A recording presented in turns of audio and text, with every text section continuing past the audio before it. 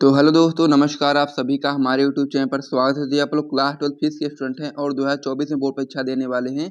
तो आज का वीडियो आप सभी लोग के लिए बहुत ही ज़्यादा महत्वपूर्ण होने वाली है, क्योंकि आपको पता होगा कि हमारे यूट्यूब चैनल पर क्लास 12 फिजिक्स की पूरी किताब से आपके जितने भी महत्वपूर्ण दीर्घ उत्तरीय प्रश्न होते हैं उसकी एक सीरीज चल रही थी। और इस सीरीज के अंतर्गत अभी तक हम लोगों ने पार्ट नंबर 11 तक देख लिया था। आज का वीडियो का पार्ट नंबर 12 होने वाला और पार्ट नंबर 12 बहुत ही आप लोगों के लिए बहुत ही महत्वपूर्ण होने वाला है, क्योंकि आज की वीडियो में बात करने वाले ट्रांसफार्मर के बारे में। देखिए, ट्रांसफार्मर जो आपका क्वेश्चन होता है बोर्ड एग्जाम 2024 के लिए बहुत ही महत्वपूर्ण है। और इसमें जितनी भी चीजें होती हैं कि ट्रांसफार्मर का क्या है, ट्रांसफार्मर का सिद्धांत क्या है, इसके प्रकारों का वर्णन करो, ट्रांसफार्मर की बनावट, कार्यविधि तथा हानि वगैरह जो भी होती है, पूरी ट्रांसफार्मर में जो चीजें पूछी जा सकती हैं 2024 की बोर्ड परीक्षा में, वो पूरा प्रोसेस मैं आपको आज की वीडियो में समझा दूंगा आंसर के साथ में। यानी कि क्वेश्चन बताऊंगा, साथ में उसका उत्तर भी बताऊंगा। और ये क्वेश्चन आपकी बोर्ड परीक्षा 2024 के लिए बहुत ही महत्वपूर्ण है, इसीलिए आप वीडियो को ध्यान से देखना। और बहुत ही ईजी वे में, बहुत ही आसानी से मैं आपको समझा दूंगा, बहुत ही कंसाइज वे में, कि आपको ज़्यादा पढ़ना भी ना पड़े और यहाँ से आपका जो ट्रांसफार्मर का जो क्वेश्चन है वो पूर्ण रूप से आपका कंप्लीट भी हो जाए। तो इसीलिए आप वीडियो को ध्यान से देखना और साथ ही वीडियो को अभी से आप लोग लाइक कर दो, क्योंकि बाद में आप लोग भूल जाओगे। तो इसीलिए आप लोग अभी से लाइक कर दो, उसके बाद हम वीडियो को शुरू करेंगे। और जो ट्रांसफार्मर होता है उसमें जितनी भी चीज़ें होती हैं पूरा मैं आपको अच्छे तरीके से समझा दूंगा, आपको एक भी नंबर यहाँ से कटने वाला आपका नहीं है। तो चलिए वीडियो को स्टार्ट करते हैं। वीडियो को शुरू करने से पहले मैं आपको बताना चाहता हूँ कि यदि आप लोग चाहो तो हमारा टॉपर ग्रुप ज्वाइन कर सकते हो। इसका प्राइस मात्र 100 रुपये रखा गया है एक सब्जेक्ट के लिए, जिसमें आपको notes plus important question answer वगैरह दिया जाता है। जैसे कि मान लीजिए आप लोग फिजिक्स के लिए टॉपर ग्रुप लेते हैं, तो उसमें वो फिजिक्स के आल चैप्टर का यहाँ पर नोट दिया जाएगा और साथ ही में आपको यहाँ पर इंपॉर्टेंट क्वेश्चन आंसर का भी नोट्स दिया जाएगा, जो कि आपके बोर्ड एग्जाम 2024 के लिए बहुत ही ज़्यादा महत्वपूर्ण होगा। तो इसीलिए जिसको भी ज्वाइन करना हो टॉपर ग्रुप ज्वाइन कर सकते हैं। हमारा नंबर हो जाता है 97 93 44 0081।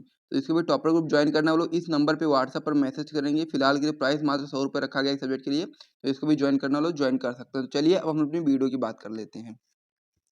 तो हम लोग क्लास 12 फिजिक्स की पूरी किताब में आपके जितने भी महत्वपूर्ण दीर्घ उत्तरीय प्रश्न 2024 की बोर्ड परीक्षा में बन सकते हैं उन सारे प्रश्नों को एक एक करके करवा रहे हैं। और उसमें अभी तक हम लोगों ने पार्ट नंबर 11 तो देख लिया था। आज का वीडियो का पार्ट नंबर 12 होने वाला है। पुरानी वीडियोस को यदि आप लोगों ने अभी तक नहीं देखा तो डिस्क्रिप्शन बॉक्स में आप लोग जाना, वहाँ पर आपको प्लेलिस्ट की लिंक मिल जाएगी और वहाँ से जा करके आप लोग पार्ट नंबर 11 तक भी देख सकते हो इस वीडियो को देखने के बाद। तो चलिए हम इस वीडियो को स्टार्ट करते हैं। तो आज का जो हमारा महत्वपूर्ण क्वेश्चन होने वाला है आपका होने वाला है कि ट्रांसफार्मर क्या है, इसका सिद्धांत क्या है एवं इनके प्रकारों का वर्णन करो, तथा ट्रांसफार्मर की बनावट, कार्यविधि और साथ ही में ट्रांसफार्मर में जो आपका ऊर्जा क्षय के जो कारण होते हैं उसको भी हम लोग को बताना है। तो ये क्वेश्चन जो आपका होता है वो 2024 की बोर्ड परीक्षा के लिए बहुत ही महत्वपूर्ण है। मुझे बताने की आवश्यकता नहीं, क्योंकि आप सभी लोगों को पता होगा कि ट्रांसफार्मर का जो टॉपिक होता है वो बहुत महत्वपूर्ण होता है। तो चलिए हम लोग सबसे पहले ट्रांसफार्मर क्या है, इसमें पूछा गया है कि ट्रांसफार्मर क्या है। तो सबसे पहले हम ट्रांसफार्मर क्या है उसके बारे में समझेंगे। उसके बाद फिर इसमें पूछा गया कि सिद्धांत बताओ, तो सिद्धांत बताएंगे। उसके बाद में फिर हम लोग इसके प्रकारों का वर्णन करेंगे, फिर ट्रांसफार्मर की बनावट को देखेंगे, फिर कार्यविधि। उसके बाद में फिर हम लोग देखेंगे ऊर्जा क्षय के कारण, यानी कि ट्रांसफार्मर में ऊर्जा क्षय के कारण क्या होते हैं उसे भी हम लोग लास्ट में देखेंगे। तो सबसे पहले हम लोग समझ लेते हैं कि ट्रांसफार्मर आखिर क्या होता है। तो इस प्रकार से चित्र भी मैंने बना रखा है। तो सबसे पहले आपको यहाँ पर परिभाषा को पढ़ना है। ट्रांसफार्मर में क्या परिभाषा आपको यहाँ पर लिखनी है यदि आपसे पूछा जाए तो आप लोग बताओगे कि ट्रांसफार्मर वह वैद्युत युक्ति है, यानी कि जो ट्रांसफार्मर होता है वह आपका एक ऐसी वैद्युत युक्ति है जिससे हम लोग प्रत्यावर्ती वोल्टता के जो मान होता है उसको हम लोग घटा भी सकते हैं और बढ़ा भी सकते हैं। ठीक है, तो ये चीज़ आपको यहाँ पर याद रखना है कि ट्रांसफार्मर वह वैद्युत युक्ति है जिससे हम लोग प्रत्यावर्ती वोल्टता के मान को घटाया भी जा सकता है और बढ़ाया भी जा सकता है। इसे ही हम लोग ट्रांसफार्मर बोलते हैं। अब ट्रांसफार्मर में इस प्रकार से आप लोग चित्र बनाना चाहो तो बना भी सकते हो, और ये चित्र आपको बनाना भी पड़ेगा। जब आपकी बोर्ड परीक्षा में क्वेश्चन आएगा तो चित्र भी आपसे यहाँ पे पूछा जाएगा, तो चित्र भी आपको बनाना पड़ेगा। तो ये चित्र जो आपका है एक बार आप लोग देख लो, उसके बाद हम लोग आगे बढ़ेंगे और फिर हम लोग जब बनावट को देखेंगे तो उसमें हम लोग इसको पूरा समझा देंगे किस प्रकार से आपको चित्र को बनाना है। तो एक बार मैं फिर से भी यहाँ से आपको रिपीट कर देता हूँ कि आपका जो चित्र है किस प्रकार से बना हुआ है। सबसे पहले हम लोग ट्रांसफार्मर को बनाने के लिए क्या करते हैं, हम लोग सबसे पहले ट्रांसफार्मर होता है किन चीज़ों से बनता है। तो सबसे पहला पॉइंट इसमें आप लोग बता सकते हो कि इसमें हम लोग क्या करते हैं, नर्म लोहे की जो प्लेट होती है या कह सकते हैं कि नर्म लोहे की जो पत्तियां होती हैं उनको हम लोग एक के ऊपर एक रख करके आयताकार पतलित कोट बनाते हैं। यानी कि इस प्रकार से आप लोग देख पा रहे होंगे ना, तो एक के ऊपर एक ऐसे ऐसे रखा गया, यानी कि एक के ऊपर एक पत्ती रखी गई, उसके ऊपर एक, तो ऐसे करके बहुत सारी पत्तियों को हम लोग रख करके एक आयताकार पटलित कोड बनाते हैं तथा तांबे के तार से, यानी कि जो आपका यहाँ पर देख पा रहे हैं इसे, ये आपका तांबे का तार है और तांबे के तार को लपेट करके हम लोग एक इधर कुंडली बनाते हैं, एक इधर कुंडली बनाते हैं। इस वाली कुंडली को हम लोग प्राथमिक कुंडली बोलते हैं और ये वाली कुंडली आपकी द्वितीयक कुंडली कहलाती है। फिर जो आपकी प्राथमिक कुंडली होती है इसको हम लोग प्रत्यावर्ती धारा स्रोत से जोड़ देते हैं। तो इस प्रकार से ट्रांसफार्मर का चित्र होता है, तो इसे आप लोग समझ लीजिए। आगे हम लोग बनावट में क्या क्या चीज़ें लिखेंगे वो मैं आपको बता दूंगा। तो यहाँ से हम लोगों ने जो ट्रांसफार्मर है उसे हम लोगों ने समझ लिया है। अब हमारी बारी है कि अगला पॉइंट इसमें आपका था कि इसका सिद्धांत क्या है। तो अब हम लोग ट्रांसफार्मर के सिद्धांत के बारे में समझेंगे कि आपका जो ट्रांसफार्मर होता है वो किस सिद्धांत पर आधारित है। तो इतना आप अपनी कॉपी में नोट कर लीजिए, फिर हम लोग अगले पेज पे बढ़ते हैं। तो अब हमारी बारी है ट्रांसफार्मर का जो सिद्धांत होता है उसको समझने की। तो ट्रांसफार्मर के सिद्धांत में आप लोग बता सकते हो कि यह आपका अन्योन्य प्रेरण के सिद्धांत पर कार्य करता है, यानी कि जो आपका ट्रांसफार्मर होता है यह आपका अन्योन्य प्रेरण के सिद्धांत पर कार्य करता है और यह आपका प्रत्यावर्ती धारा के साथ ही कार्य कर सकता है। यानी कि आपको यहाँ पर याद रखना है, जो आपका ट्रांसफार्मर होता है वो आपका अन्योन्य प्रेरण के सिद्धांत पर कार्य करता है और साथ ही में यह आपका केवल प्रत्यावर्ती धारा के साथ ही कार्य कर सकता है, दिष्ट धारा के साथ में नहीं। तो इस प्रकार से सिद्धांत में आपको यही चीज़ लिखनी है, आप लोग एक बार नोट कर लीजिए अपनी कॉपी में और साथ ही में याद भी कर लीजिए कि जो आपका ट्रांसफार्मर होता है आपका अन्योन्य प्रेरण के सिद्धांत पर कार्य करता है और यह केवल आपका प्रत्यावर्ती धारा के साथ ही कार्य कर सकता है, दिष्ट धारा के साथ में नहीं। तो इस प्रकार से सिद्धांत भी आपने समझ लिया है। अब हमसे क्वेश्चन में आगे पूछा गया था कि ट्रांसफार्मर के प्रकार के बारे में बताइए। तो इसके जो प्रकार होते हैं, जो ट्रांसफार्मर होता है उसके दो प्रकार होते हैं, ठीक है। तो इस प्रकार से आप लोग बताओगे सबसे पहले प्रकार, उसके बाद फिर आप लोग इसमें लिखोगे कि कार्य के आधार पर ट्रांसफार्मर आपका दो प्रकार का होता है। पहला आपका हो जाता है ऊंचाई ट्रांसफर और दूसरा आपका हो जाता है अपचाई ट्रांसफर। तो ऊंचाई ट्रांसफर में आपको क्या चीजें लिखनी है उसे भी आप लोग समझ लीजिए। तो इसमें हम लोग बताओगे कि यह निम्न प्रत्यावर्ती वोल्टेज को उच्च प्रत्यावर्ती वोल्टेज में बदलता है। यानी कि जो ऊंचाई ट्रांसफर होता है, यानी कि पहला वाला जो आपका होता है यह आपका निम्न प्रत्यावर्ती वोल्टेज को उच्च प्रत्यावर्ती वोल्टेज में बदलने का कार्य करता है, तो इसे ही हम लोग ऊंचाई ट्रांसफर बोलते हैं। दूसरा इसमें आपका हो जाता है अपचाई ट्रांसफर, तो ये आपका एकदम अपोजिट होता है ऊंचाई ट्रांसफर के। तो इसमें हम लोग बता सकते हो कि यह उच्च प्रत्यावर्ती वोल्टेज को निम्न प्रत्यावर्ती वोल्टेज में बदलता है। यानी कि जो आपका ऊंचाई ट्रांसफर था वो आपका निम्न प्रत्यावर्ती वोल्टेज को उच्च प्रत्यावर्ती वोल्टेज में बदल रहा था और जो आपका अपचाई ट्रांसफर है वो आपका उच्च प्रत्यावर्ती वोल्टेज को निम्न प्रत्यावर्ती वोल्टेज में बदलता है। तो इस प्रकार से दोनों पॉइंट आप लोग समझ गए होंगे, जिसे आप अपनी कॉपी में नोट कर लो। यदि आपसे पूछा जाता है तो आप लोग इतना बताओगे ना तो आपको पूरे मार्क्स मिल जाएंगे। अब इसके बाद में फिर हम लोग बात करेंगे ट्रांसफार्मर के बनावट के बारे में कि ट्रांसफार्मर आपका किस प्रकार से बना होता है। वैसे मैंने आपको पहले ही समझा दिया है कि ट्रांसफार्मर को हम लोग बनाने के लिए सबसे पहले हम लोग क्या करते हैं, इसमें हम लोग नर्म लोहे की पत्तियों को एक के ऊपर एक रख करके आयताकार पटलित क्रोड बनाते हैं। यानी कि हम लोग क्या करते हैं इसमें, इस प्रकार से ट्रांसफार्मर लोग देख सकते हो कि इसमें हम लोग क्या करते हैं, इसमें हम लोग नर्म लोहे की प्लेट को या कह सकते हैं कि नर्म लोहे की पत्तियों को एक के ऊपर एक रख करके पटलित आयताकार कोड बनाते हैं इस प्रकार से। उसके बाद फिर हम लोग उसको तांबे के तार से लपेट देते हैं, ठीक है।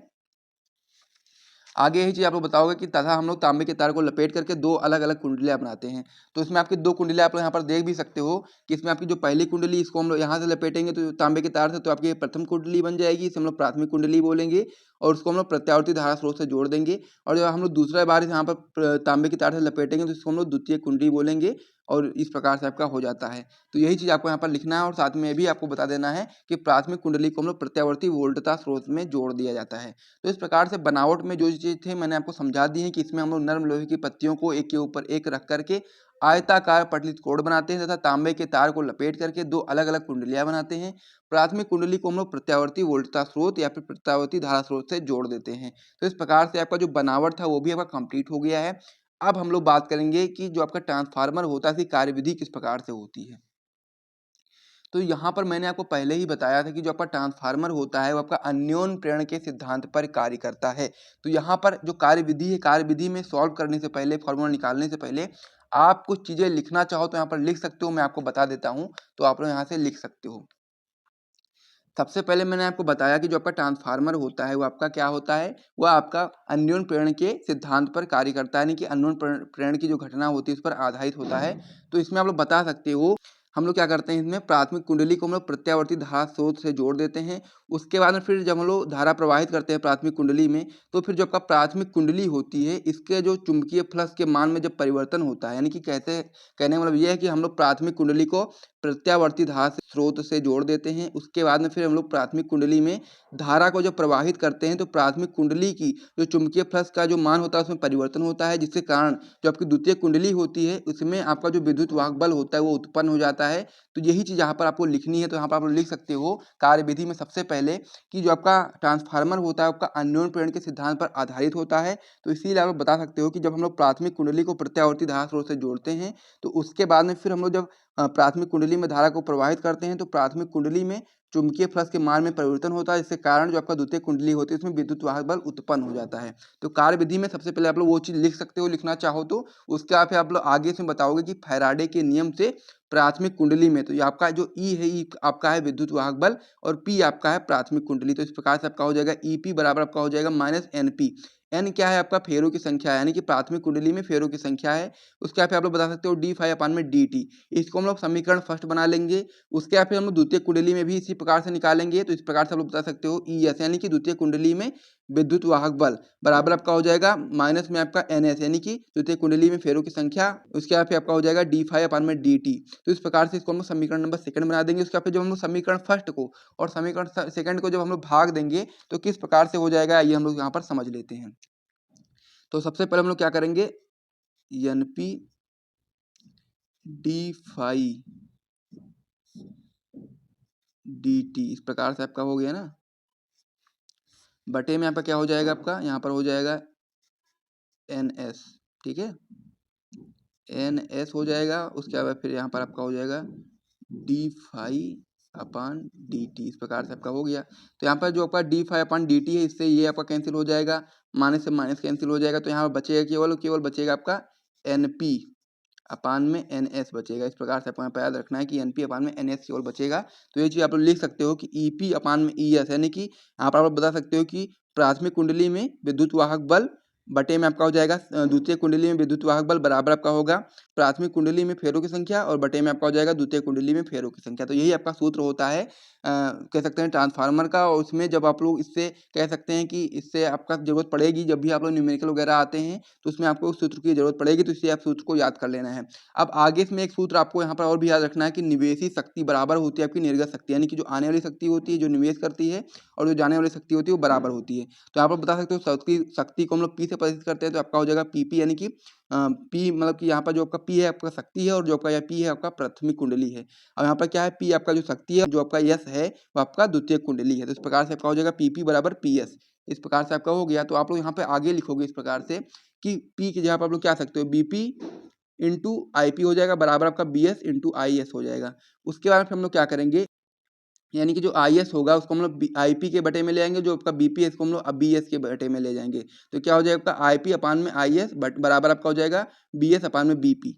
तो इसमें आपका क्या है, जो आपका आई पी है यानी कि प्राथमिक कुंडली में धारा और आपका आई एस है आपका द्वितीय कुंडली में धारा। यहाँ पर जो बी एस है आपका द्वितीय कुंडली में वोल्टता और आपका जो बीपी है आपका प्राथमिक कुंडली में वोल्टता। तो इस प्रकार से आपका ये भी हो जाता है। तो कार्यविधि में मैंने आपको समझा दी, तो इसे भी आप अपनी कॉपी में नोट कर लीजिए। उसके बाद में फिर इस जो आपका क्वेश्चन होता है ट्रांसफार्मर, इसमें एक और महत्वपूर्ण टॉपिक आता है जो कि आपका हो जाता है कि ट्रांसफार्मर में ऊर्जा क्षय के कारण, ये भी आपका महत्वपूर्ण है, ये भी आपसे पूछा जा सकता है। तो इसीलिए आपको इसको भी समझना पड़ेगा। तो जो ट्रांसफार्मर में जो ऊर्जा क्षय के जो कारण होते हैं उसमें आपके 4 कारण आपको यहाँ पर याद रखने हैं।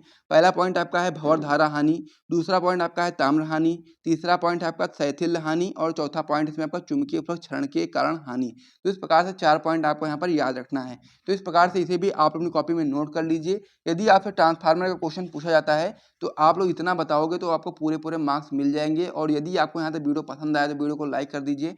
ट्रांसफार्मर के बारे में जितनी भी डिटेल थी, जो भी आपके बोर्ड परीक्षा में आ सकती हैं, सभी चीज़ों को मैंने आपको समझा दिया। तो वीडियो को एक बार लाइक कर दिए, चैनल को सब्सक्राइब कर दिए। फिर हम लोग मिलते हैं वीडियो में, तब तक के लिए जय हिंद।